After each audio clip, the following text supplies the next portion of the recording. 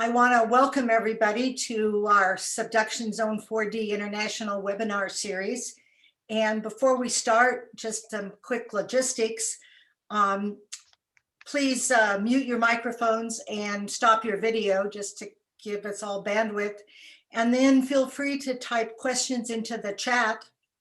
And at the end, we'll go back to those. And it's my distinct pleasure to welcome Professor Onno Oncken to our seminar series, and we thank you for accepting the invitation.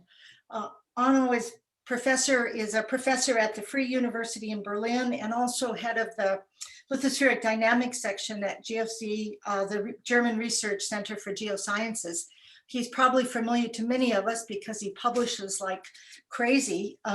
He works on a whole range of things from plate tectonics and plate boundaries, earthquakes, mountain building, and deformation at all scales. And I think it's the all scales that has always impressed me. He can bring all these interdisciplinary parts of deformation together at all scales, both spatially and temporally.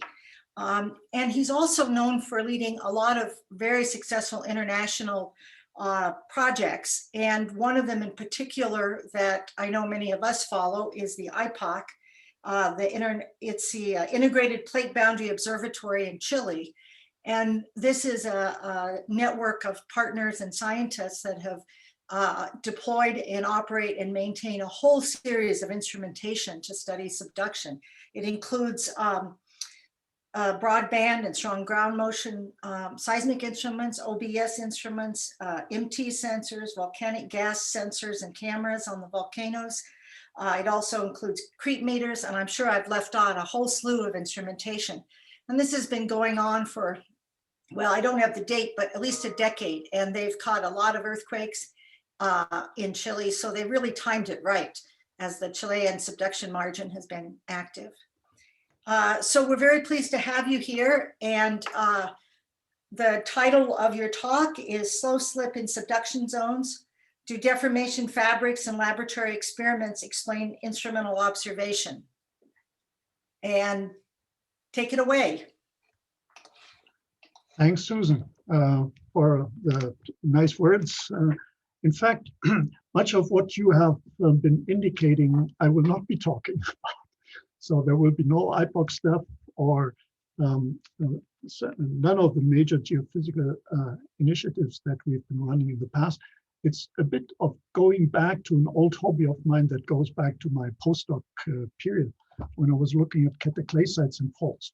And what I will be doing is, if it works, is to focus on this #1 question that I have up there, namely whether deformation fabrics and lab experiments can help us to explain instrumental observation with respect to slow slip, one of the major topics in the science community over the past few decades. Now, I should start by acknowledging my co-authors. This is mainly Georg Dresen and Samuel Angebust, with whom I have been developing this topic in the past couple of years. On this first slide, I've put something which is really becoming an iconic classic of our knowledge or state of knowledge on slow slip earthquakes, slow slip events and slow earthquakes, and their spatial distribution along the subduction shear zone, listing them all from the ones that occur near the trench, the long-term slow slip events that may share part of the locked zone, all the way down to the deep ETS zone at the lowest part of this kinematic range of observations. Now, the question is obvious. Most of this is instrumental and either geometric or kinematic observation. And we would love to know more about the physics behind it and the mechanisms that are truly operating in the rock. And this is what I will be treating in this talk in a series of chapters shown here, starting right away with the first one that is just tuned to summarize some of the key observations we have on this family of features that are important later on if I want to search for evidence of such observations in the rock record. Okay, so the first one is seemingly trivial. That's the spatial extent of slow slip. And as we see here, the spatial extent typically is on the order of several kilometers to several hundred kilometers for a single event. And that's rather big. It's seemingly trivial because it requires us to look at features in the rock record that have the same kind of spatial scaling properties. And this is sometimes overlooked in my own community that has been coming forward with suggestions for fabrics that may be responsible that simply don't match this important spatial scaling relationship. Another critical point, an important aspect, is the one here in this figure assembled from Matt Ikari, who has nicely shown that in fact the full range of instrumental observations plots in a fairly narrow space when it comes to the slip velocity. You'll see that later on I will need this information on slip velocity as one of the key input parameters for assessing the data on the rock record. So we're talking something that's typically around 10 to the minus 6 to 10 to the minus 8 meters per second. Interestingly, we also find this observation in post-seismic afterslip. This is data from after the Maule earthquake in southern Chile that was taking place in 2010. And it nicely shows that afterslip, while decaying with Omoe's law, is in no way continuous. It can be broken up in this daily slip solution to be consisting of bursts of slip that typically, again, have a spatial scale of tens of kilometers to way more than 100 kilometers.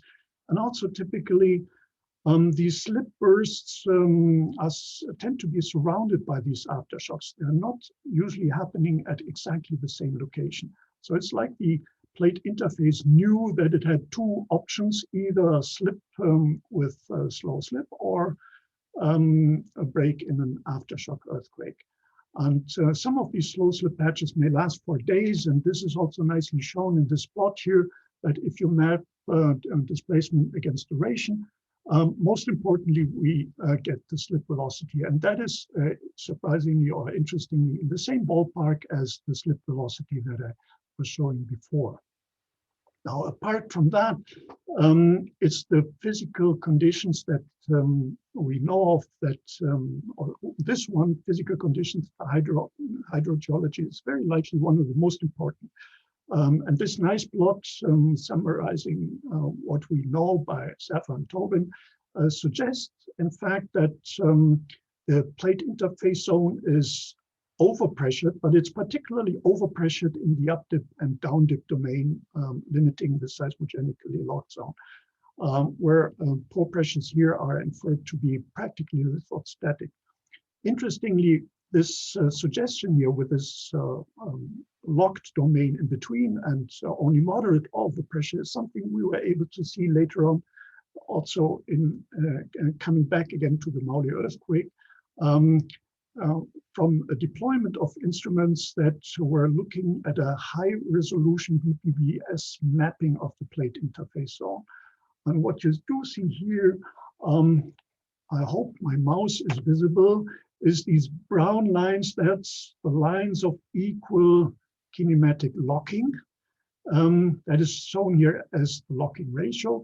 And the color is the pore fluid pressure ratio as deduced from modeling of the BPBS data. And you see that, in fact, where locking is high, we have blue colors, and where locking is lower, we have this yellowish to reddish colors. And in this simple cross section here, from linking the X points, we see this plot here on the right side. We see that lambda, or the pore pressure ratio, perfectly anti-correlates with the locking degree. So where locking goes down, lambda goes up, and vice versa. So in fact, there is this nice correlation, but overall the pore pressure ratios are very high. We are again practically near lithostatic at values around 1 to very elevated, I would say, far from hydrostatic at any rate. So the plate interface we know to be in a rather unusual state hydraulically, and that will be an important point to observe in nature. We also see this, or is found in the stress drop data, that suggests that indeed the stresses accumulated are very low, stress drops are tiny in the ETS domain, supporting this notion that pore pressures are high. And finally, from numerical modeling constrained by surface heat flux data, we know the thermal state in this plate interface domain for the full range of these slow slip features. So for example, we see that long-term silent slip events that are branching this seismically locked zone with the ETS zone at depth, we have temperatures in the range of 300 to 500 degrees C. And for the even deeper ETS and tremor, we have 350 to 550 degrees C. So that altogether is key elements that I need to look out for in the rock record if we want to get a chance of putting a handle on what are the physical conditions that are reflected in the rock. And hence, with this background, I'm taking you now to a short, really a short, unfortunately, virtual field trip, and I'm going to take you here. This is the Alps, and the Alps are a perfect target area for this kind of question for a very simple reason. We have segments of plate interface zones retained in many orogenic belts accessible at the surface, but there are extremely few where this goes over a very large temperature range. And on this view map, I plot this range. But first, for those of you not familiar with the Alps, if you put it in very simple terms, you have these light brownish colors here. That's all upper plate material, what we call the Adriatic plate.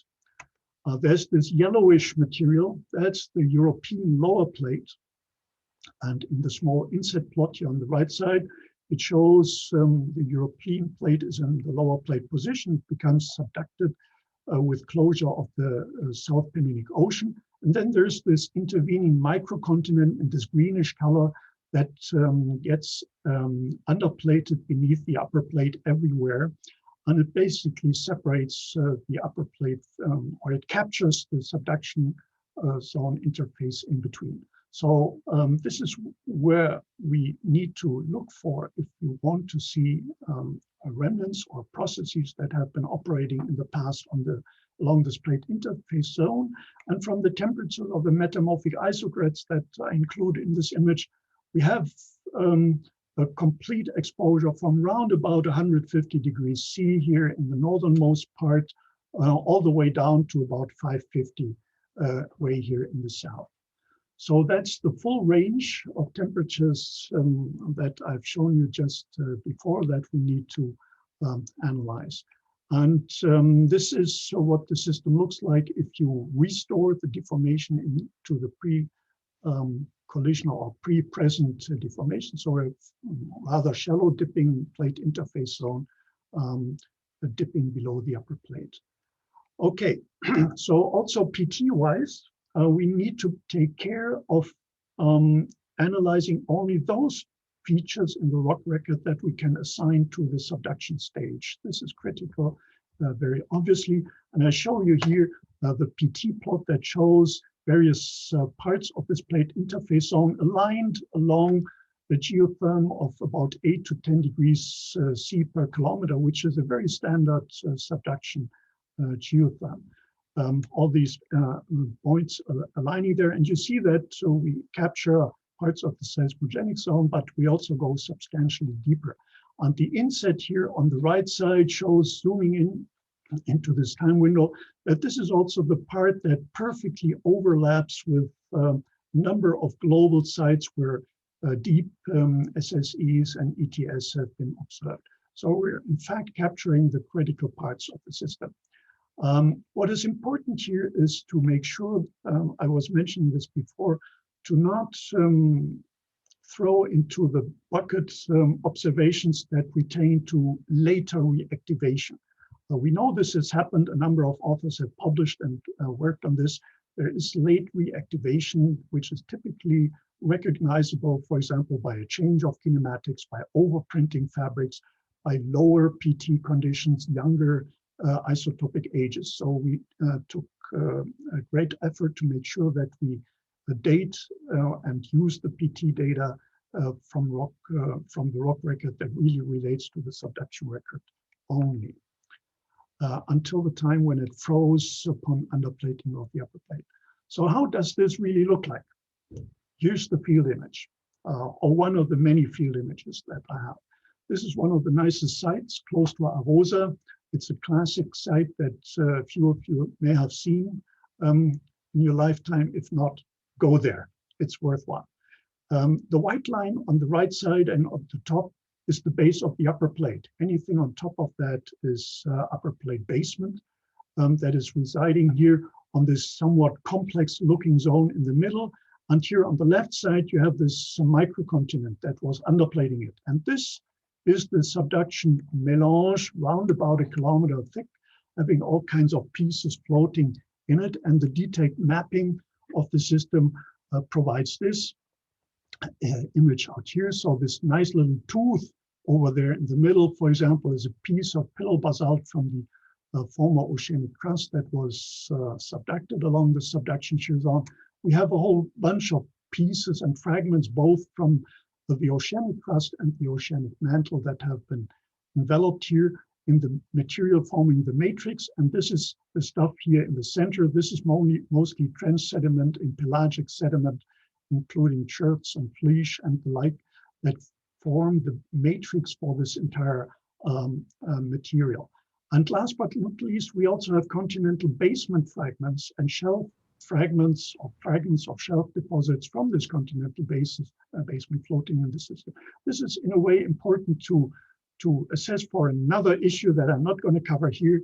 The simple fact that this is a margin that was dominated by subduction erosion, like the majority of margins globally, as we know today. Prior to collision, also this margin was dominated by subduction erosion before the subduction plate interface froze upon underplating of this microcontinent. Now, what I will be focusing on is not the melange, it's this white line here. It's the master fault where most of the displacement has taken place, and where the rock record probably carries most of the information that is related to the kinematic features that we are discussing here. Now, jumping back to another picture that may be developing into such an iconic image is this wonderful image compiled by Christy Rowe and co-authors from a range of sites globally. And what I will be showing you is probably not reflecting these up-dip parts, but the deep and the continuation to even larger depth. One of the striking things that I can promise is that the change or the difference with respect to this image is negligible. It continues just as shown here. So what does the plate interface fault zone look like? Just to explain, for all the next images that I will be showing from the field, this always gives the approximate temperature of the depth section that we show, providing you an estimate of where in the subduction fault we're standing. So from the fairly shallow to the very deep part here down in the lower right, the plate interface fault is always knife sharp. You can virtually lick it. And you see that there is some variability in the fabric up here in the shallow part. It's beginning to be very foliated, is gouged with these pieces of rock in between it. But as you go down, it doesn't change really fundamental. It stays a foliated rock, a foliated cataclysite, as I'll show you in a minute, comprising all kinds of fragments. Here you can in fact see an individual fragment of a peridotite, so with a talc schist reaction rim around it. Here a huge fleesh block is separated, is floating in the subduction melange, separated from the upper plate basement by this master shield zone right here. And what I'll do here is zoom into it to give you an image of what this really looks like. So this is it. This is the typical image of the master fault zone, a strongly foliated ultra-cataclastic rock, very blackish, very dark, with a number of small fragments of sedimentary origin, but mostly with these fragments of hydrofractures, or veins of obviously various generations. Some of these vein fragments are completely isolated and dissected from their neighbors, while others seem to be still nearly coherent and only partly segmented, hence indicating you that there's continuous hydrofracturing ongoing during displacement here. What is also nicely seen that this cataclysite is by no means homogeneous. It has these distinct, very sharp, often curved, slightly curved principal slip zones included in them that I will be coming back to later. And these principal slip zones, they also invade the domain below this master fault into the fleche that is shown here in this little inset here, where we have these very sharp, sharply confined ultra-cataclysite lines, principal slip zones, only a few millimeters to centimeter thickness they have. This foliated cataclysite in the master fault is there at all depth, at all scales that we're seeing, whether it's a mafic rock like here, a felsic piece of basement as shown here, or a sediment here. It's always foliated and exhibiting clasts and hydrofractured or fragments of veins floating in the matrix. And as mentioned before, always dissected by principal slip zones. And these principal slip zones are apparent also along the entire plate interface zone. In cases they're not easily distinguishable from pseudotechelites once you're in basement rock. In sediments, we don't find any pseudotechelites, but these principal slip zones are retained to throughout the entire depth range.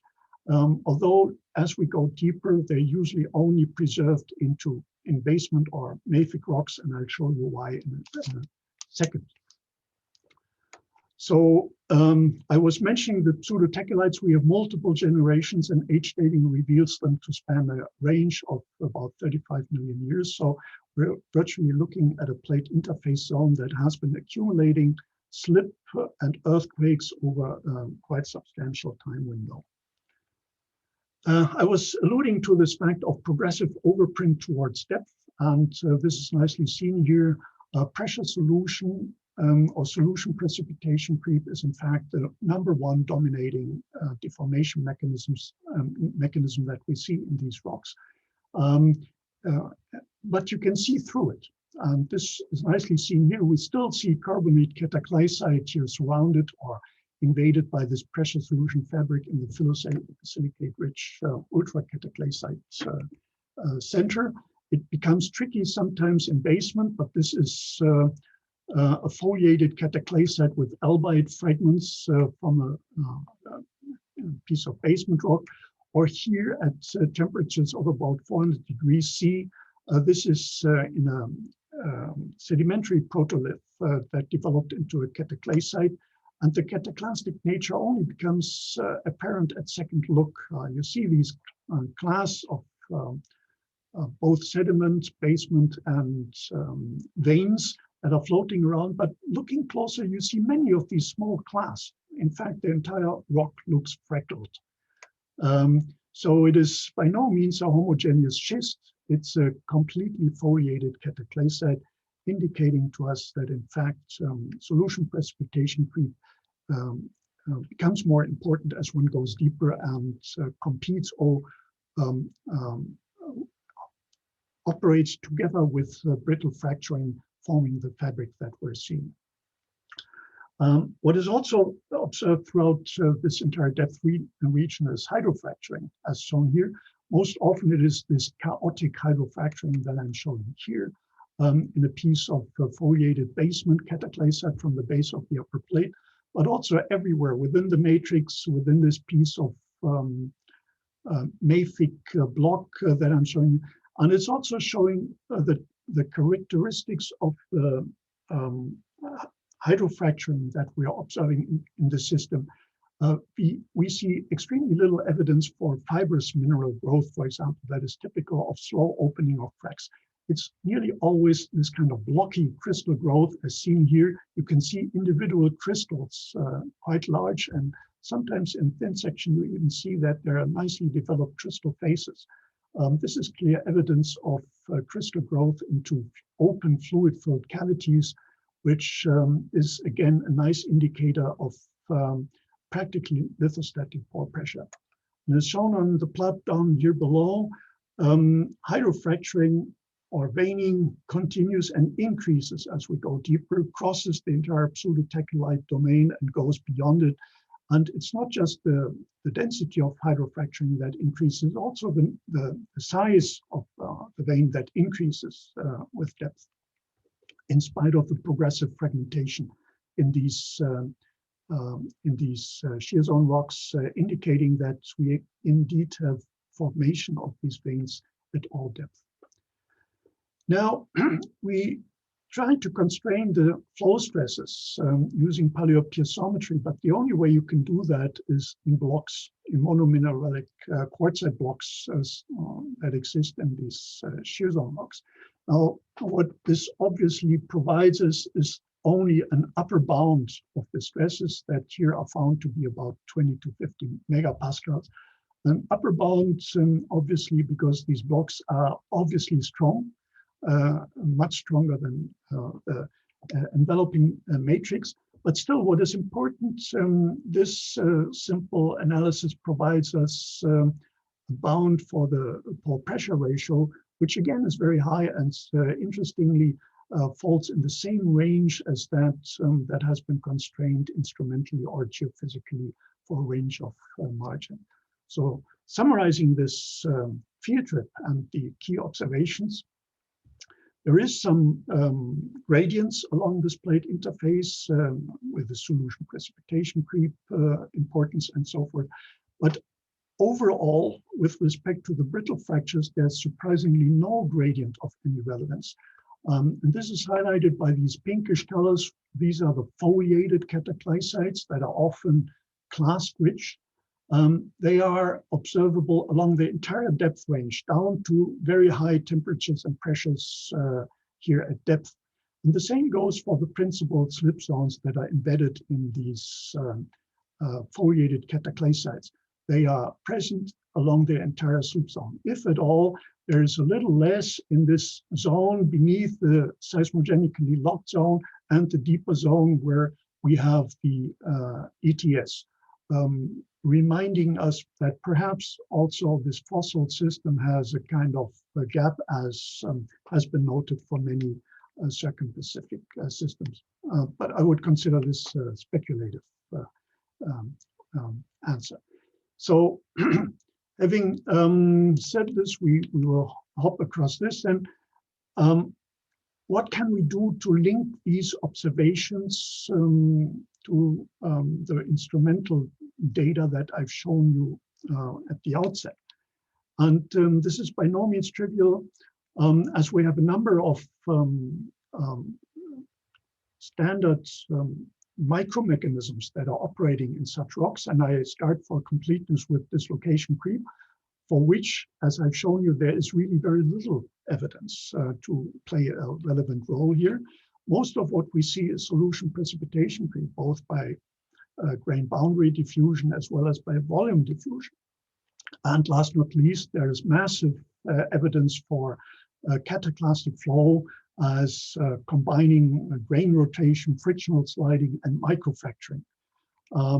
And as you see, I already use here a particular name or connotation that is related to the variety of flow laws that have been suggested to describe these rock types. I will go through these in a minute. There's just one point that I would like to emphasize here. Until a few years ago, for cataclastic flow, we didn't really have a flow law.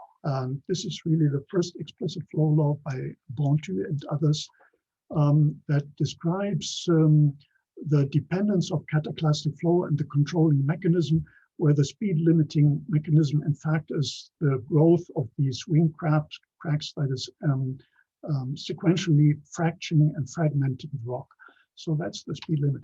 But what I want to draw your attention in particular, what the flow laws are is strain rates. That's not what the geophysicists and the geodesists are giving us. So we need a way of translating these strain rates into the slip velocities, which is what we've seen before.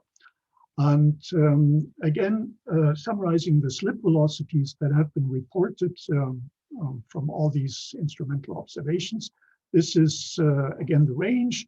This is the typical range of the so-called slow earthquake family or slow slip features that we have here. For completeness, I also include very low frequency and low frequency earthquakes. And then we have here the regular earthquakes, and out there, what I call here steady state creep. So just assume that plate convergence in the subduction fault zone and subduction channel is entirely accommodated by constant creep. That is the strain rate that you would, or the slip velocity that you would need. Okay, so what I use to translate that into strain rates is a classical scaling law that goes practically back to Chris Schultz in the late 80s and has been modernized several times since then, that relates the displacement to the thickness of the fault core. The fault core here on the right side showing the part of the system that accumulates most of the displacement.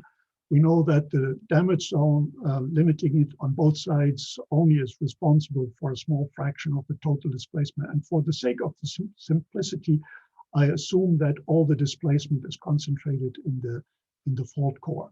There is some scatter on this system in terms of the strain rates, but it is limited.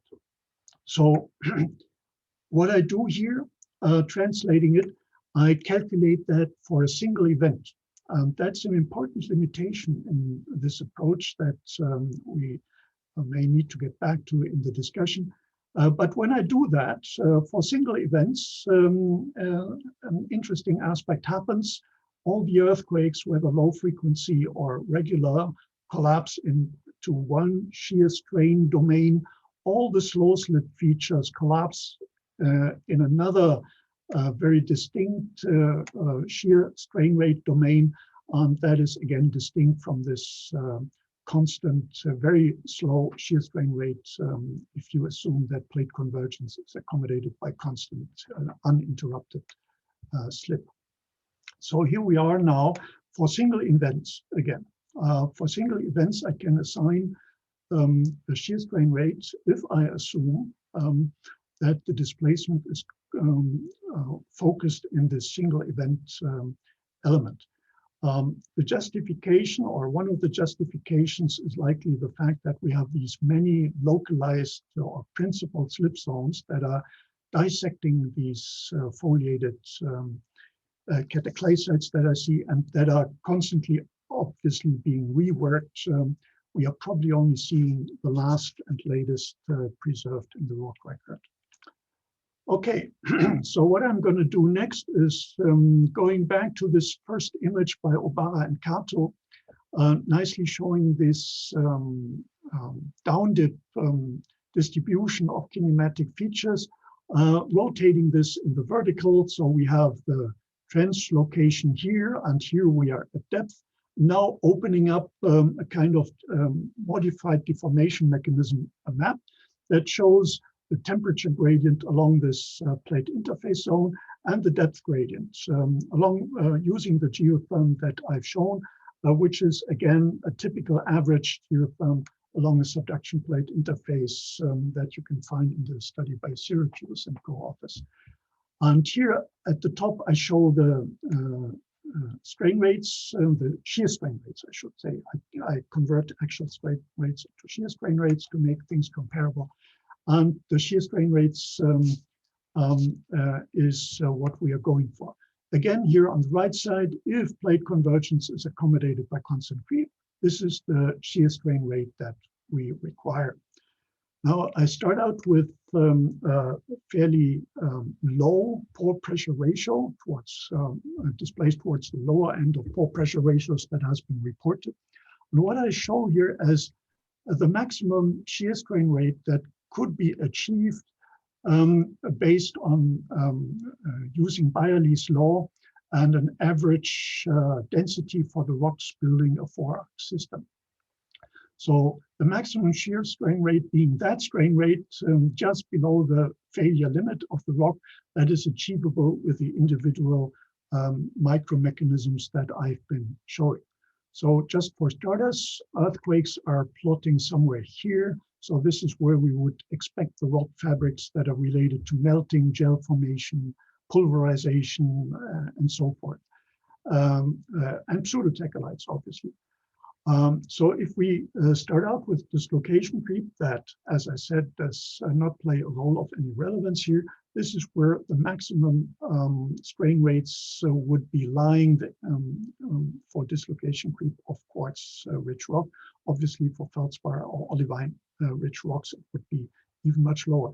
So typically, what you see here, this is what we would, as a standard, expect to be the classical brittle ductile transition, or the down dip end of the seismogenesis, which looks quite as expected at first thing. Then the next one is we take solution precipitation creep. This is for high porosity rocks. In fact, from Andre Niemeyer's study, and I've seen him here on the audience, from his compaction experiments, this is the maximum strain rate that would be achieved by using high porosity rocks. This is for low porosity rocks. That's for granites, as studied by Ernie Rutter and his team. You may be wondering why I'm using different flow laws for solution precipitation creep. There's some debate in the community about the potential validity of individual solution precipitation creep laws.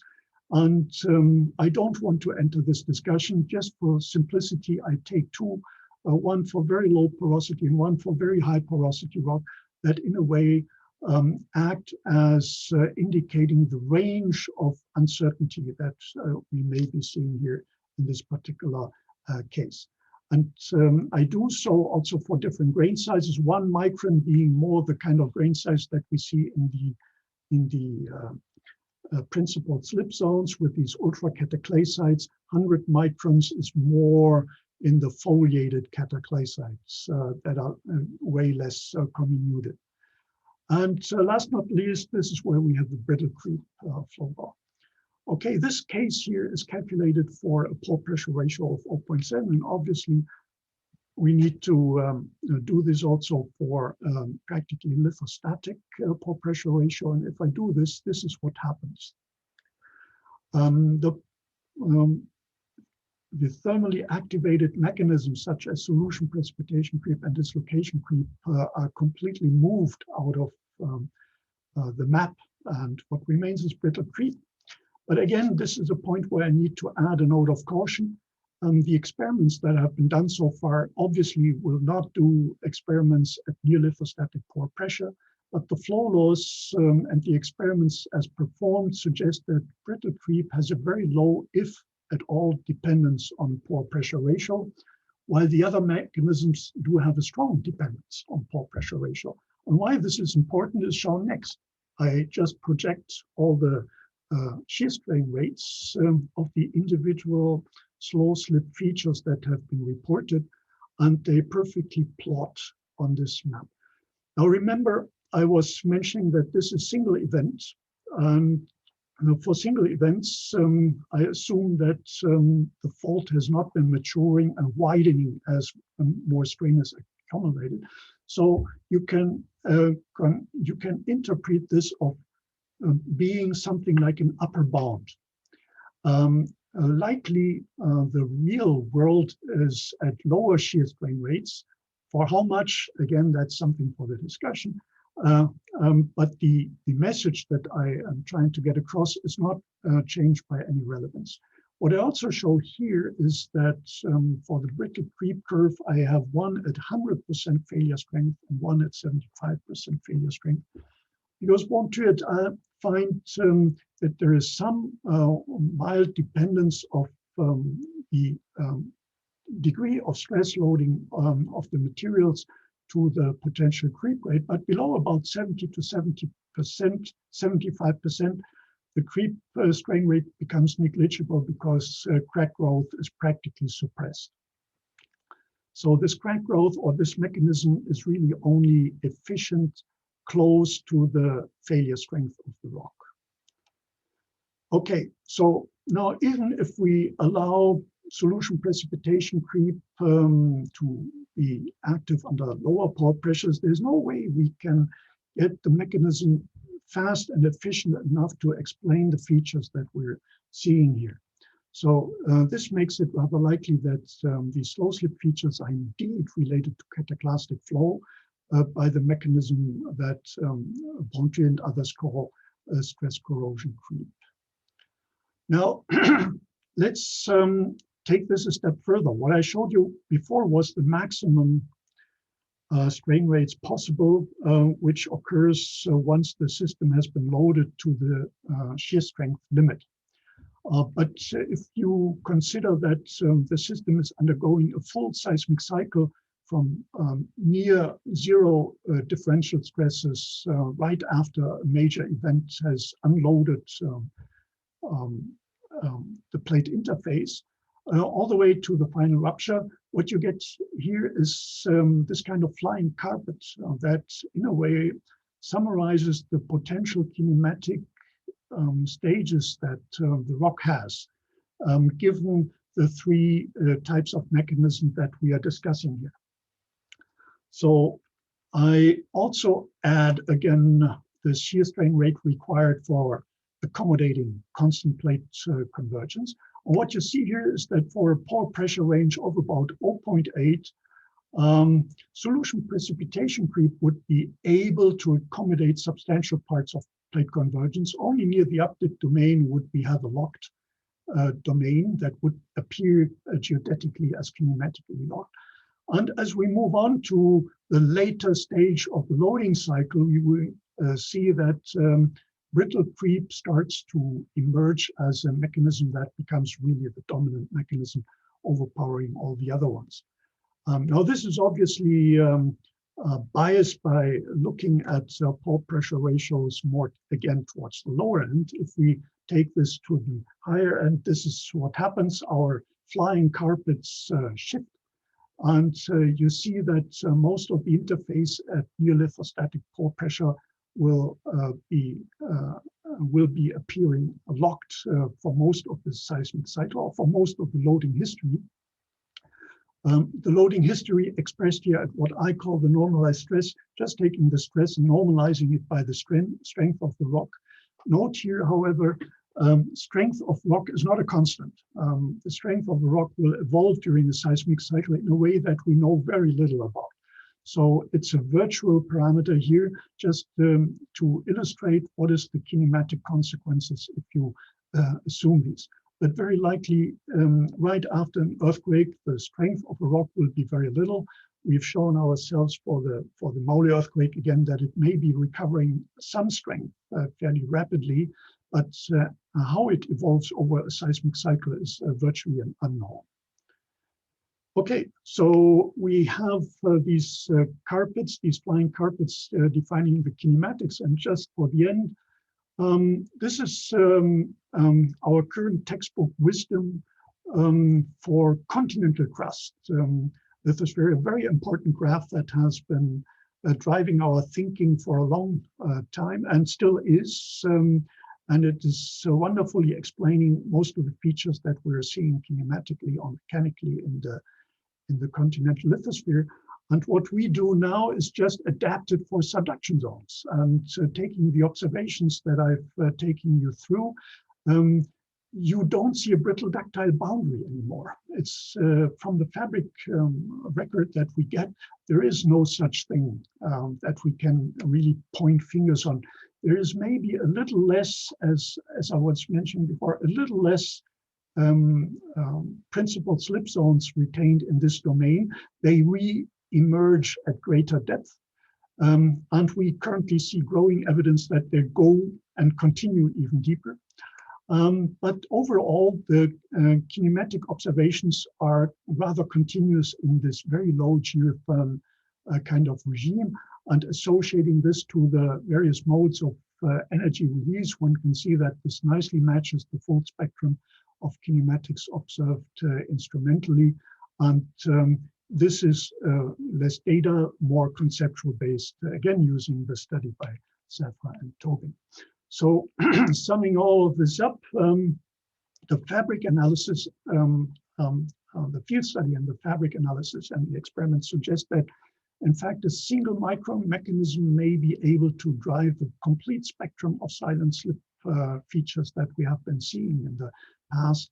And that is stress corrosion creep. And interestingly, also, it would predict that it is only efficient at a range of 70% or more of the effective peak strength in this particular notation, including the component that the hydrogeology introduces. The apparent fabric stress paradox, something that I haven't talked a lot about, but the simple fact that we have pseudotecholite veins, solution precipitation creep, and brittle fracturing side by side tells us that we need to have a cyclic or repeated variation of the stress conditions or the strain rate conditions or the hydrological conditions. And this has to be the same across the entire depth range, otherwise we are getting into conflict with our observations. And hence, we need to have some kind of tuning of the behavior of the system, both by the loading cycles from earthquakes, but also in particular by the hydraulic cycles and whatever mechanism from prograde metamorphism to other mechanisms that may be controlling the hydraulic loading cycles. And last not least, to me, it looks that the family of slow earthquake phenomena are indistinguishable. Although instrumental data assign quite a number of diverse instrumentally observable properties, they are virtually indistinguishable from the perspective of fabrics and microphysical mechanisms. Thanks for your attention and your patience.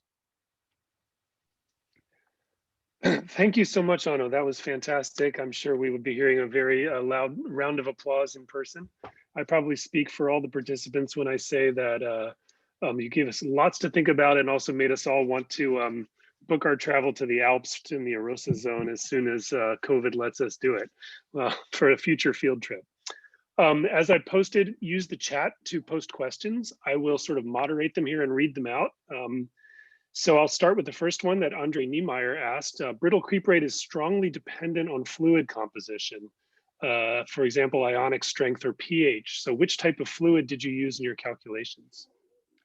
I did not use anything else than the Pontu group did. In fact, this important question has now motivated one of my co-authors, Georg Dresen, with his group in the experimental rheology team, to start looking at this mechanism across a larger range of fluid pressures. But I haven't seen any experimental results yet. But Andre is completely right. We need to know better the sensitivity to both pore pressure and the chemistry of the fluid. What I see as fluid chemistry as expressed in the veins, the veins would indicate it's not perfectly in equilibrium with a host rock. Very often isotopical data indicate a disequilibrium. So we are looking at the role of nearby host rock. For example, felsic rocks may have veins that are apparently mafic, such as clinozoisite epidote veins in felsic rock or quartz veins in mafic rock, something that should not be in equilibrium. So these are aspects that are one of the important issues for future research. Great, thank you. Noah Phillips next. Noah says, I'm curious about how individual tremor events and slow slip events collapse down to a single strain rate. That's my pup. I may have missed something. Was it different assumed widths? But I expected individual LFEs have a faster strain rate and presumably a different mechanism than slow slip. Actually, this question was in my mind as well. Yes. Could you comment?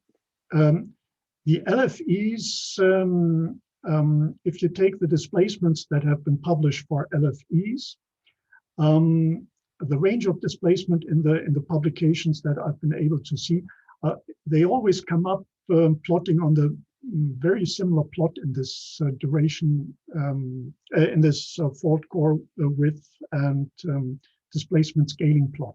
So likely they have a fairly narrow range of fault zone width and hence of strain rates. And that seems to be not too distinct from regular earthquakes, a fact that puzzled me as well. But that's what I get if I take the published values. For the slow slip events, the same thing happens. If you take the published displacements and plot them in this scaling plot, you always end up in a fairly narrow range. Very likely because the displacement magnitudes are always in a similar ballpark of a few millimeters to a few centimeters, and hence in the scaling plot you must end up at the same position. Great, thank you. Yeah, next question comes from Melody French. From which terms in the dissolution precipitation creep flow law does the strong pore pressure dependence emerge? Which terms in the law control pore pressure? Yeah, go ahead. Yeah, if you want me to go, maybe I can make this go back. Oops. Yep.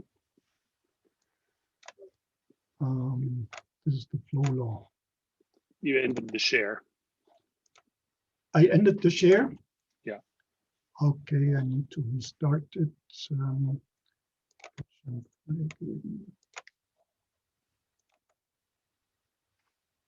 You see it?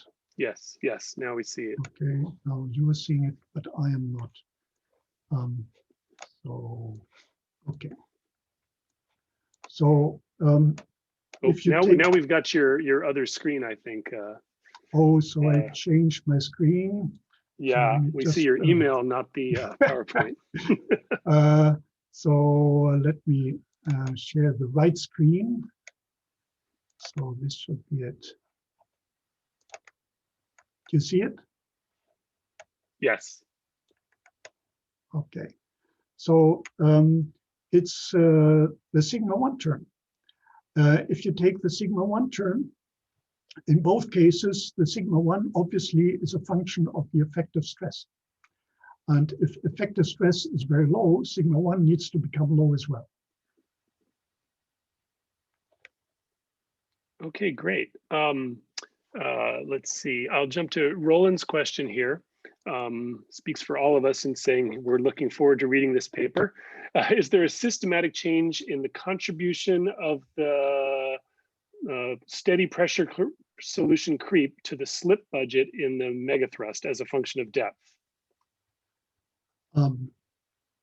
So I get it right. Can you repeat that again? Yeah, sorry. Is there a systematic change in the contribution of the plus minus steady pressure solution creep to the slip budget in the megathrust as a function of depth? If I take the field observations that I have, I would say yes. In fact, this has also been shown experimentally, both by André Niemeyer, but also by Bontu and the people looking at this kind of at this range of mechanisms. It's not an either or. Pressure solution and brittle creep always coexist. It's just the question which one dominates the process. And as we go towards depth, pressure solution obviously becomes more efficient because of the much stronger temperature dependence as compared to brittle creep, which has a very low temperature dependence. So with increasing depth, pressure solution creep increases in importance. But pressure solution creep alone is not able to accommodate the velocities that we're seeing instrumentally with slow slip. So there must be stages in the slip record when brittle creep overwhelms solution precipitation creep, and from the flying carpets that I've shown, this must be by at least several orders of magnitude shear strain rate, which is not negligible. But as we see, solution precipitation creep always catches up because it overprints these fabrics towards depth in those rocks that are phyllosilicate rich. So all those rocks that are from the sedimentary protolith, we are gradually losing the easily observable record towards depth. It's the basement rocks and the more mafic rocks that have a higher potential of retaining that memory as we go down. Great, thanks. We have a couple more minutes and a couple more questions. I'll jump to Jeff McGuire's and then come back to Andre since he already got one. So Jeff McGuire asks, would you expect any changes in porosity in the overall melange zone as you move from seismogenic zone through the zone with fewer principal slip zones and then back to ETS zone with clear principal slip zones? Obviously less. Unfortunately, in fossil systems, there's no way of getting the porosity anymore if it is active. I know that there have been studies, and I think it was Christy Rowe and maybe Simon Peacock, but I think I saw him around, has been doing this too, more from the modeling side. The porosities both report are in the order of magnitude of single-digit percent, so up to between 2 and 4%. That may well have been there. Unfortunately, in a fossil system, getting that, as you know, is impossible. We can only speculate on that. My speculation would be that immediately after an earthquake, we likely have higher porosities, as we see in VPBS images from comparing post-seismic and pre-seismic, that the VPBS anomaly expands quite substantially. And that aftershock seismicity also expands substantially, which by people like Shapiro and so forth has been interpreted to reflect a propagating pore pressure front that is escaping the rupture zone. But these numbers are not easy to follow in a plate interface zone that is fossil. Yes, yeah, absolutely. Final question from Andre, who is curious about grain size. If stress corrosion cracking occurs, it would go down, which would make the solution easier again. So do you think this can explain switching mechanisms and changing strain rates? Yeah, I like that. In fact, many of these extremely fine-grained ultracataclysite domains have an extremely strong foliation developed. And this is very likely from this suggestion that Andre made. It becomes more and more efficient because of the grain size sensitivity. Since we have a competition with grain growth happening very likely in the interseismic periods or interslip periods, it is not, again, trivial to say something about the grain size during those slip events. But we find that typically, that's why I've chosen also this grain size range, we're at a micron or several microns level at the average grain size within the ultracataclysite rocks. Yes, great, thank you. Well, before we close, I have just two things to say. One is that actually three things to say. One is that this presentation will be recorded and posted to the SZ4D.org website, so you can come back and review all the information and thoughts that Onno has shared with us. All of the SZ4D international webinars, in fact, are posted there. Second is that our next SZ4D international webinar will be featuring Laura Wallace from GNS Science in New Zealand, and that's on February the 12th, so watch for the announcement of that one. And the third is just to say once again, on behalf of everybody who's been listening, thank you so much, Onno. This has been a fantastic presentation. We've all enjoyed it, and I hope everyone enjoys their Friday and their weekend. Thank you very much.